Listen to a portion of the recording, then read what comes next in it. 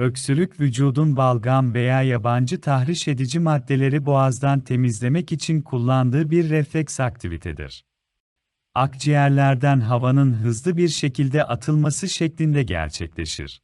Toz, alerjen, kirlilik veya duman gibi tahriş edici ajanlar, üst ve alt solunum yollarına girdiğinde, beyne mesaj gönderen sinirleri uyarır ve merkezi sinir sistemi onların varlığından haberdar edilir.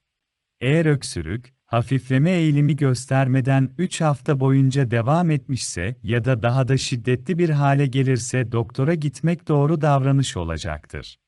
Çoğu durumda, öksürükte altta yatan ciddi bir hastalık saptanmaz. Öksürüğe iyi gelen uygulamalardan bazıları şunlardır. Bol sıvı alımı. Geniz akıntısı nedeniyle ortaya çıkan öksürükte bol sıvı tüketimi akıntının yoğunluğunu azaltarak tahriş edici özelliğini minimum seviyeye indirir. Yine bol sıvı alımı öksürüğün diğer bir nedeni olan kış aylarında mukoza membranlarında gelişebilecek kuruluğu da önler. Sıcak duş. Sıcak bir duş, burundaki sekresyonları incelterek öksürüğün hafiflemesine katkı sağlar. Sıcak duş hem soğuk algınlığı hem de alerjilerden kaynaklanan öksürükte etkili olabilir. Bir diğeri ise bal. Öksürüğün şiddetini ve süresini azaltmaya yardımcı olabilir. Videoya beğeni atıp abone olmayı unutmayın. Yatmadan 30 dakika önce alınan 1-2 çay kaşığı bal öksürüğe iyi gelebilir. Ayva.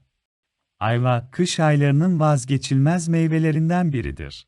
Öksürüğün azalmasına ve boğazların yumuşamasına yardımcı olur.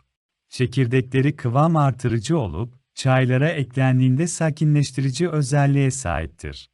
Fakat fazla miktarda tüketilen ayva çekirdeğinin toksik etki yaratabileceği unutulmamalıdır. Kuşburnu çayı. Ekinezya ve tarçın ekleyerek içeceğimiz bir fincan kuşburnu çayı öksürüğe en iyi gelen bitki çayları arasındadır. Bitki çaylarının tüketimi konusunda özellikle kronik hastalığı olan bireyler, hamileler ve alerjisi olan kişiler mutlaka doktora danışmalıdır. Kekik. Balgam söktürücüler gibi davranan ve antibakteriyel ve antiviral bileşikler içeren timol ve karvakrol içerir ve bunların tümü öksürüğü iyileştirmeye yardımcı olabilir. Mutlaka hekime başvurulması gereken durumlar nelerdir?